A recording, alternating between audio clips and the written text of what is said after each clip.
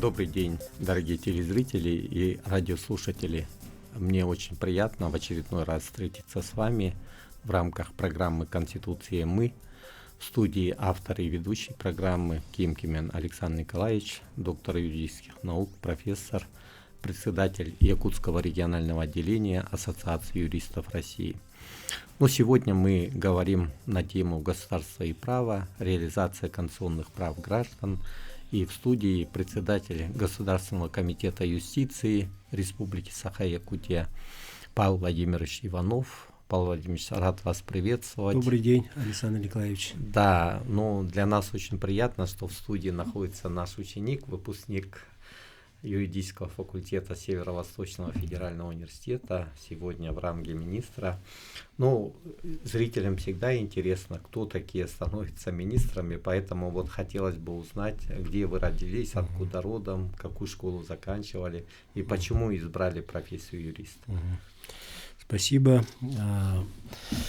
Я Иванов Павел Владимирович, родился в 1093 году в селе Сегенкёль Кобяйского района, это подножие Верхоянских хребтов. Вырос на горной речке, там же я окончил школу. И где-то уже в старших классах у меня появилась мечта стать юристом. Уже тогда я очень сильно увлекался чтением, уже всю школьную библиотеку прочитал, потом уже очень любил читать, даже по ночам уже под одеялом читал, детективы, все это. И уже постепенно к старшим классам я уже осознал, что хочу стать юристом. Поэтому осознанно выбрал профессию юриста. Уже знал, что родной Якутский государственный университет принимает на юристов. Тогда это был историко-юридический факультет. И в 1993 году поступил на учебу. У нас тогда, как сейчас модно говорить, с логистикой были проблемы. Тогда, к сожалению, Советский Союз развалился, и уже регулярные авиарейсы не осуществлялись. И в тот год был большой пожар, и мы доехали до соседнего села, куда уже ходили ракеты-метеоры, доехали на грузовой машине сквозь пожар. Вот такая история. В 1993 году поступил, в 1998 году закончил. И первый год я на самом деле не смог устроиться на работу, потому что ни армии не было, ни прописки. И, соответственно, никто не брал человека без опыта работы, без прописки, и все сразу открывали, говорили: нет, мы тебя не можем. И мне пришлось вернуться в родную деревню, там работать у себя, там у родителей. И тогда я понял, что надо дать священный долг родине.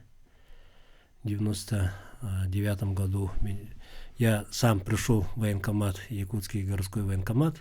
Там, конечно, не нашли моего личного дела. Оказывается, за время моего отсутствия отправили в Кобяйский район. Туда отправили. Я говорю: отправьте меня, я хочу отсюда уехать в армию. И, соответственно, прошел комиссию, ни на что не жаловался, не было цели вообще откосить от армии.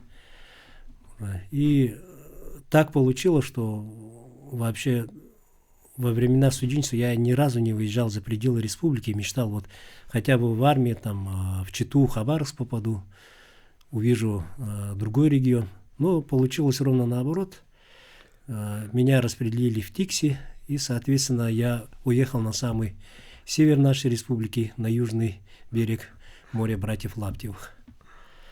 Оттуда вернулся, уже отслужил 1 год. Тогда для тех, кто окончил кто получил высшее образование, срок службы составлял 1 год, а для всех остальных 2 года. С ребятами сдружился со своим призывом, и они меня с неохотой отпустили через год. Сюда приехал и, соответственно, искал работу, и так удачно получилось, что тогда еще было Министерство по делам народов и федеративным отношениям.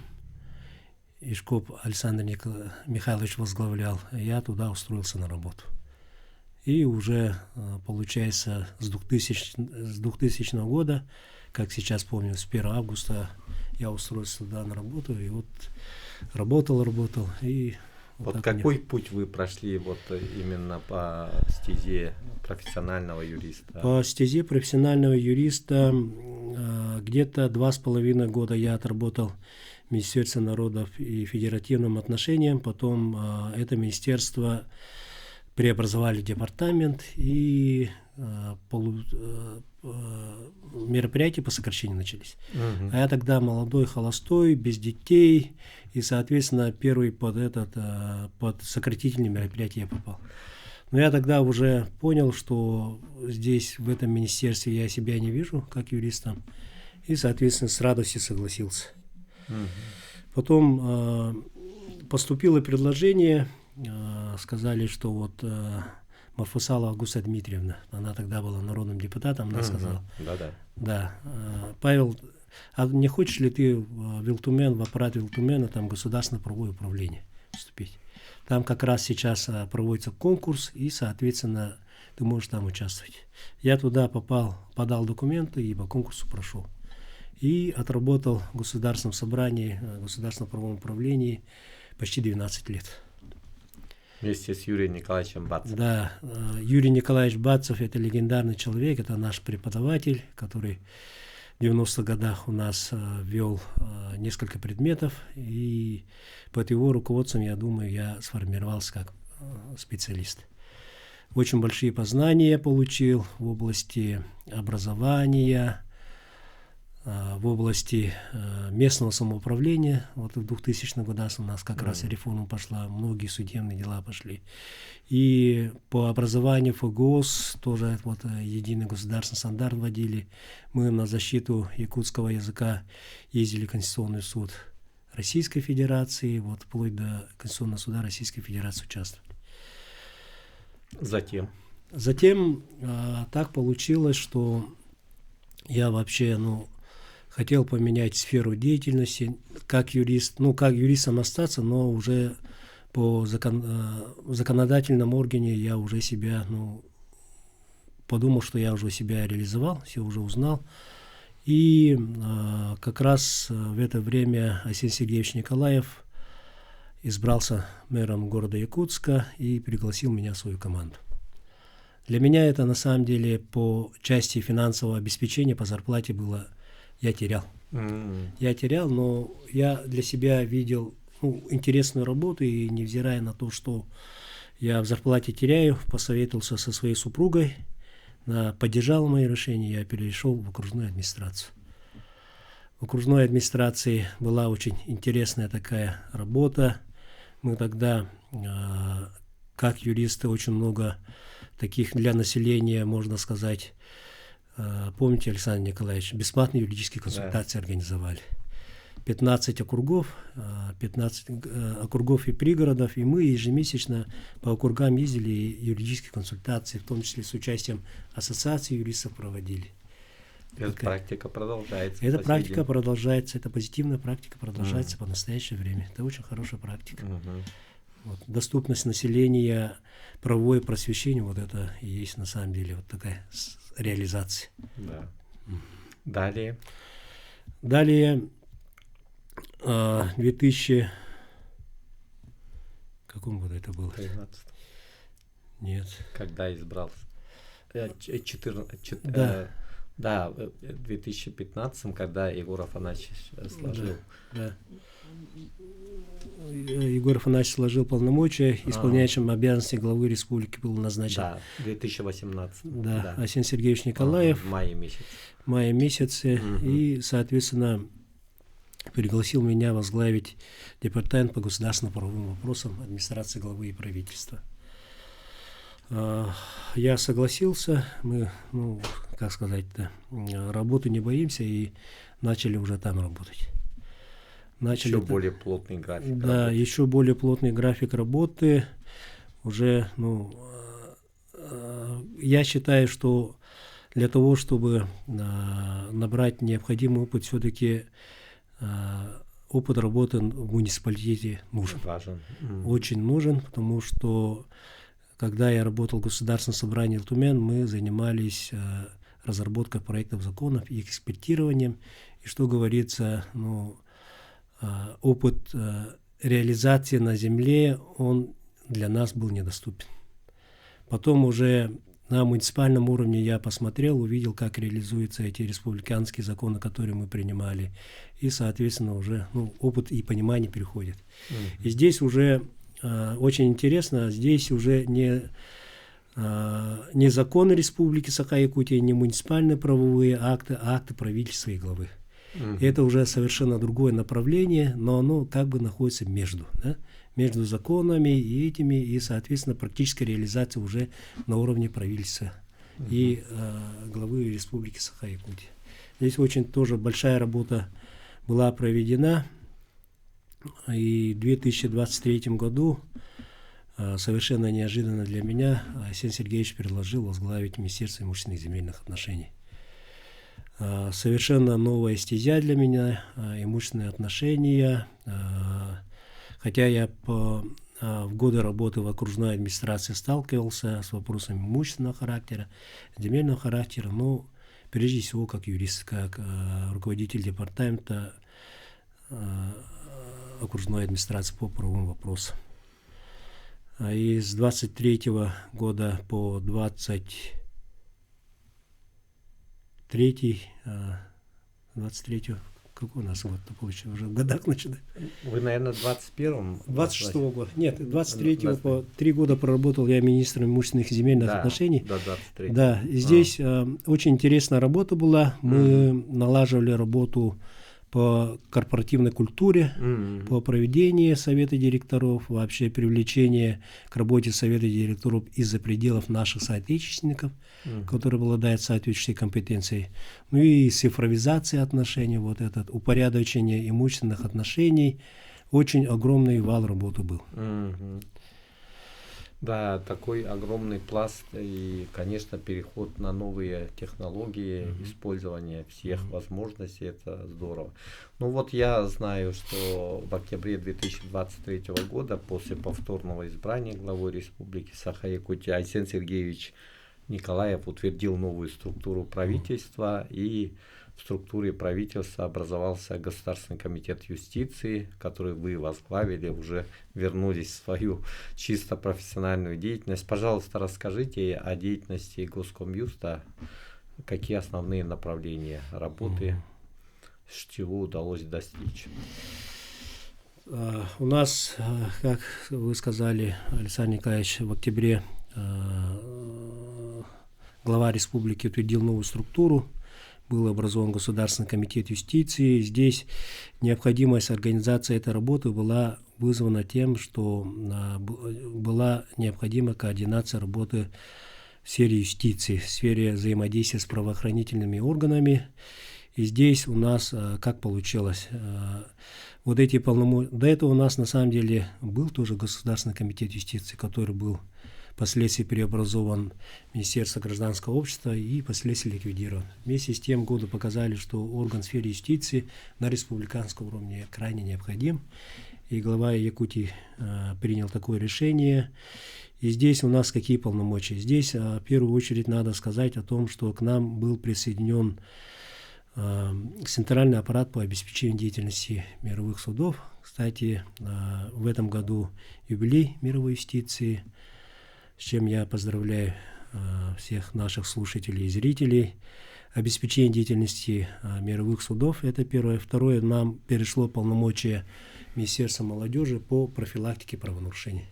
Это государственная программа, она включает в себя 9 ведомственных мероприятий.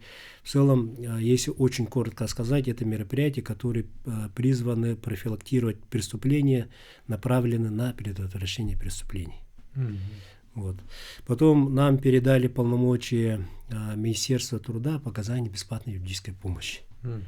То есть предоставление субсидий некоммерческим организациям, которые оказывают бесплатную юридическую помощь. Вот это полномочия. Также правовая культура, методический совет по местному самоуправлению, ну и так далее. Вот такие вопросы. Также мы координируем деятельность органов по административной юрисдикции, ведем работу Республиканского комитета по делам несовершеннолетних, Составляем списки кандидатов присяжных заседателей, координируем эту работу. Также определяем количество нотариусов в нотариальных округах. Ну, если так по-крупному сказать. Ну, большой пласт работы, очень ответственные участки, конечно, в этом большая роль команды. Вот из чего состоит команда Госкомюста, если вкратце, в количественном, качественном соотношении? Если так сказать, то по штатке Государственный комитет юстиции, он самый большой орган исполнительного государственной власти. 253 штатные единицы, 219 сотрудников – это непосредственно сотрудники, которые обеспечивают деятельность мировых судов. Это аппарат мировых судов, у нас 63 судебных участка на всей территории Республики Саха-Якутия. Да. Можно сказать о том, что 13 судебных участков – это территория города республиканского значения Якутск, по 5 судебных участков – это крупные районы Нерюнгринский и Мирнинский, по 3 судебных участка – это Алданский, Ленский. По 2 – это Мегинский, Алекминский, Кангаласский, и по 1 судебному участку все остальные районы. Вот мы обеспечим деятельность мировых судов. Соответственно, у меня имеется первый заместитель, который ведет это направление работы. И также вот по профилактике правонарушений у нас есть отдельный отдел, который ведет эту государственную программу. Есть также отдел государственной экспертизы муниципальных правовых актов и ведения регистра. Также через нас проходят экспертизу и регистрацию нормативные правовые акты с органов государственной власти. После регистрации мы направляем в управление Министерства юстиции. Соответственно, у нас есть организационно-методический отдел, который обеспечит деятельность мировых судов, в том числе по информатизации, по составлению отчетности, по статистике. И, конечно же, отдел кадров, который ведет всю эту работу, и отдел материально-технического обеспечения, который обеспечивает всю эту деятельность. Ну вот вы упомянули органы мировой юстиции.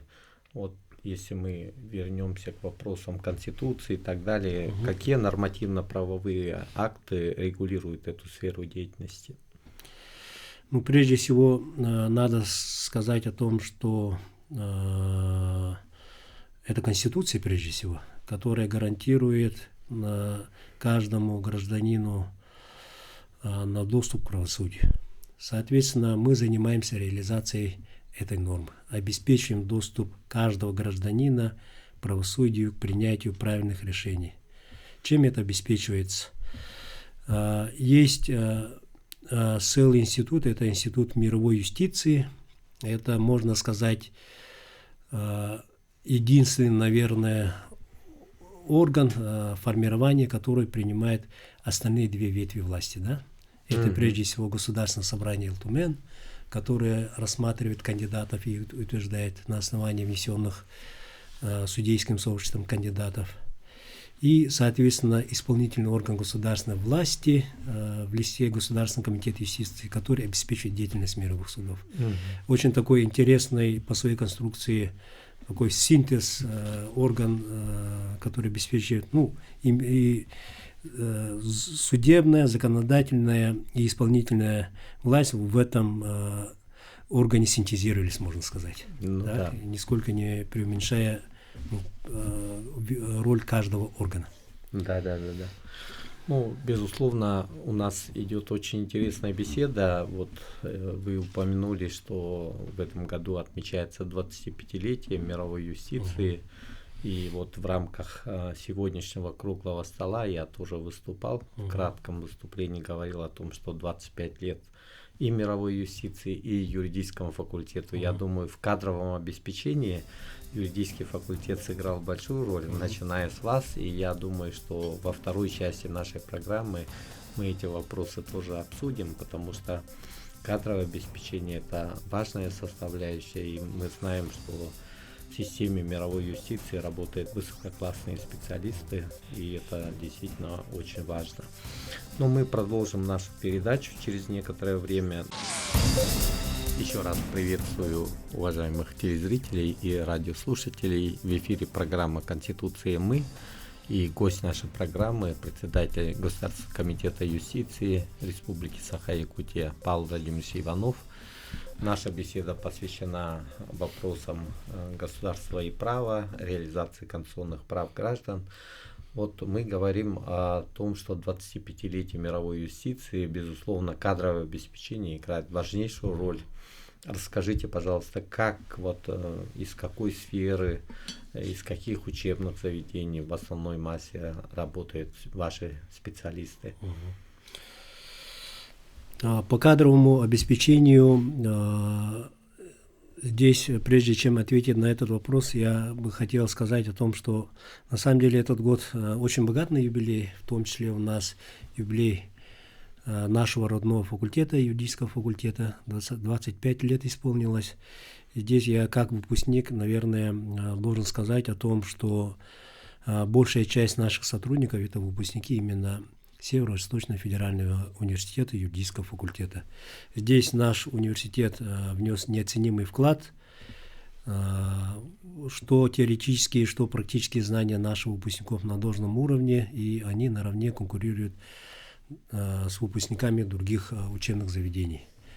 А так, если вкратце сказать, то по направлению целевой контрактной подготовки у нас наблюдается паритет.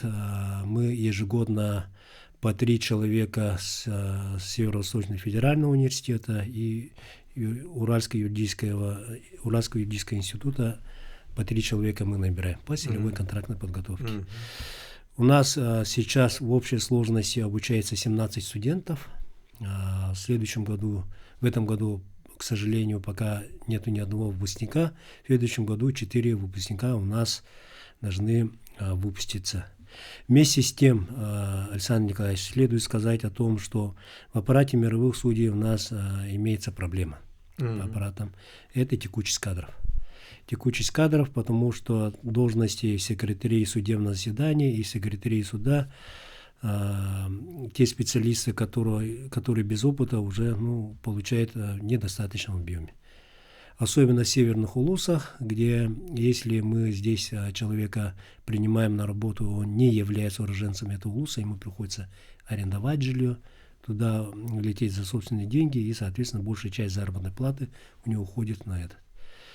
У нас наблюдается постоянный дефицит кадров, но с прошлого года мы, можно сказать, переломили эту ситуацию.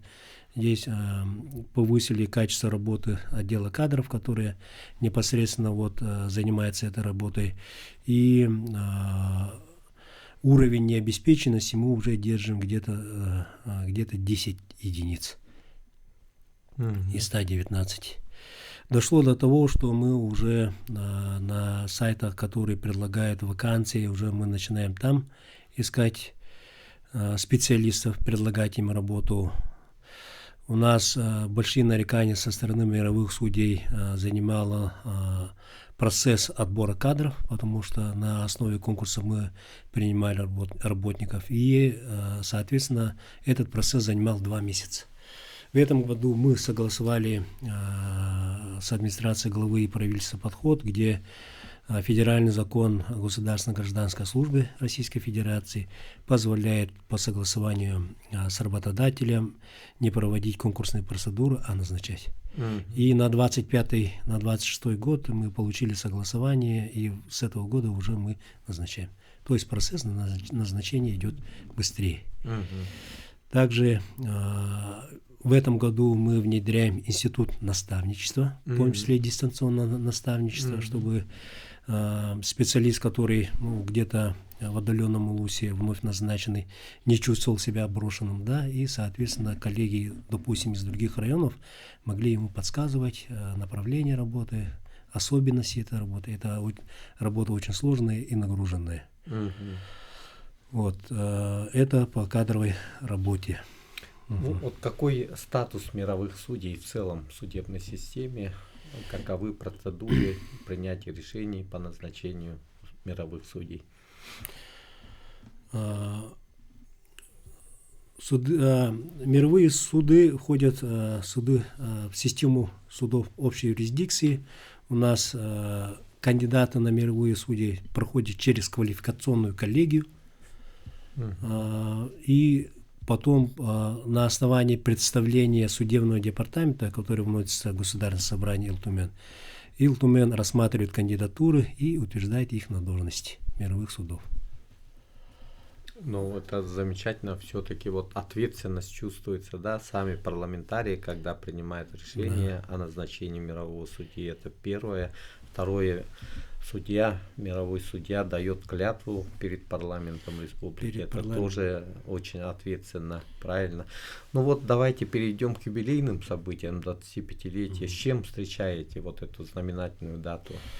Эту знаменательную дату мы встречаем тем, что если вкратце про финансовое обеспечение, это где-то 525 миллионов рублей. Из них большая часть, это около 300 миллионов рублей на фонд оплаты труда. Фонд оплаты труда, оставшаяся часть, это материально-техническое обеспечение. В прошлом году мы как никогда много средств выделили на ремонт зданий мировых судов, 75 миллионов у нас ушло. И также в прошлом году по ходатайству руководства Верховного суда Республики, которое было поддержано руководством Республики, конкретно Асеном Сергеевичем Николаевым. Здесь также следует отметить также роль Ольги Валерьевны Балабкиной, которая является заместителем председателя, которая также на протяжении многих лет вела этот вопрос. Было приобретено здание гостиного двора, которое располагается по адресу Орджоникидзе 44/1. И в прошлом году мы отремонтировали это здание, и в феврале этого года открыли 4-этажное здание, в котором 12 судебных участков города Якутска туда заехали. Так, это очень большое событие. Прежде всего, надо сказать, что событие для горожан, потому что здание в центре города Якутска, учитывая транспортную доступность, оно как раз здесь реализуется доступность правосудия. Да. Новое здание, оборудованное лифтовой площадкой. У нас имеется также доступ для слабовидящих, маломобильных граждан. На первом этаже здания специально оборудованное помещение, чтобы для определенной категории населения у нас осуществлялось правосудие. Да, замечательно. Да, это мечта этих многих. И здесь я как человек, который имеет опыт, посмотрел, у нас финансирование обеспечения деятельности мировых судов осуществляется на непрограммной основе. Это, с одной стороны, удобно, с другой стороны, неудобно, потому что вот все эти мероприятия, они должны вестись на плановой основе. И есть предложение разработать отдельную программу для мировой юстиции. Наше ведомство сейчас этим занимается, и при поддержке правительства, если оно согласится, мы уже утвердим эту программу. И, соответственно, и ремонтная программа, и повышение квалификации. У нас уже горизонт планирования как минимум 3 года будет. Это будет очень хорошо. Да, это замечательно. Да. Давайте перейдем к вопросам оказания бесплатной юридической помощи. Вы тоже ведете это направление. Что происходит в этой сфере? Как вы оцениваете уровень правовой культуры населения? Есть ли определенные сдвиги? Вообще, хочу сказать о том, что бесплатная юридическая помощь в соответствии с федеральным законом об оказании бесплатной юридической помощи на самом деле оказывается не всем и не во всех случаях. Прежде всего, государство взяло на себя обязательство, что бесплатная юридическая помощь должна оказываться незащищенным слоям населения. Это прежде всего люди с ограниченными возможностями здоровья, определенные категории населения, малообеспеченные, многодетные семьи. Федеральный закон установил категории и случаи оказания бесплатной юридической помощи и, соответственно, дал право субъектам Российской Федерации дополнять и расширять этот перечень, то есть если субъект видит в этом необходимость. И у нас это, наверное, закон о бесплатной юридической помощи Республики Саха-Якутия, это закон, который динамически ежегодно меняется. Наверное, по сравнению с остальными законами он самый динамичный. Туда постоянно добавляются категории и случаи оказания бесплатной юридической помощи. Юридическая помощь оказывается в форме консультирования, также в форме представительства в органах государственной власти и в судебных органах. Здесь надо сказать о том, что по форме консультирования это общая задача всех органов государственной власти. У них всех в положениях так и прописано, что должны оказывать бесплатную юридическую помощь по своей компетенции, и Государственный комитет юстиции как координирующий орган здесь уже на плановой основе ведет эту работу. То есть в прошлом году мы утвердили календарь, приуроченный к тем или иным событиям, да, ко дню правовой помощи детям, ко дню помощи инвалидам. Также, когда мы собирали предложение, поступило очень интересное предложение от Министерства сельского хозяйства, посвященное забою скота и охоте. Сказали, вот в этой части тоже необходимо оказать правовую помощь, соответственно, мы организовались и тоже оказали правовую помощь. Поэтому в этой части ведется плановая работа. То, что касается представительства в органах государственной власти и в судебных органах, эту работу у нас ведет Адвокатская палата Республики Саха-Якутия. Они в течение года оказывают такую помощь определенным категориям в соответствии с законом, предоставляют нам документы, и мы им возмещаем расходы. У нас на эти меры запланировано 2,5 миллиона рублей. Но, Александр Николаевич, тарифы до прошлого года действовали в течение 10 дней. То есть 10 лет назад, в 2014 году были утверждены тарифы, и они не менялись. И в прошлом году мы все-таки взяли эту ситуацию в свои руки и доказали перед правительством о том, что тарифы необходимо пересмотреть. И с активным участием Адвокатской палаты они нам довели рыночную стоимость. Мы очень долго спорили с Министерством экономики и ввели индекс-дефлятор, то есть чуть-чуть понизили эту стоимость, согласовали с Адвокатской палатой и утвердили эту стоимость. И буду надеяться о том, что вот уже такая справедливая, почти приближенная стоимость оказания этой услуги уже для Адвокатской палаты послужит стимулом, и они в этом году уже в полной мере включатся в эту работу. Да, они включатся. На самом деле, с руководством, с президентом Адвокатской палаты я нахожусь в тесном контакте. Он говорит о том, что вот адвокату проще оказать эту консультирование, бесплатную юридическую помощь, не заполняя никаких бумаг, потому что это услуга такая, больше времени потрачешь. Но когда уже такая справедливая стоимость этой услуги установлена, соответственно, я думаю, что адвокаты более так в полной мере будут оказывать эту помощь. И вторая часть этой работы – это оказание бесплатной юридической помощи в труднодоступных населенных пунктах. Здесь ежегодно эти средства, честно надо сказать, не осваивались. Потому что, как я понимаю, не было механизма вообще. Здесь как оценить потребность этой помощи, не знаю, да? И в этом году мы направили во все улусы запросы. Некоторые улусы ответили очень активно, некоторые не ответили. И здесь мы задали уточняющие вопросы, какого рода юридическая помощь требуется. И, соответственно, мы ранжирование произведем, и где наибольшее количество, наибольшая потребность есть, туда предложим адвокатам съездить. На эти цели предусмотрены средства из государственного бюджета в размере 50 тысяч. Понятно.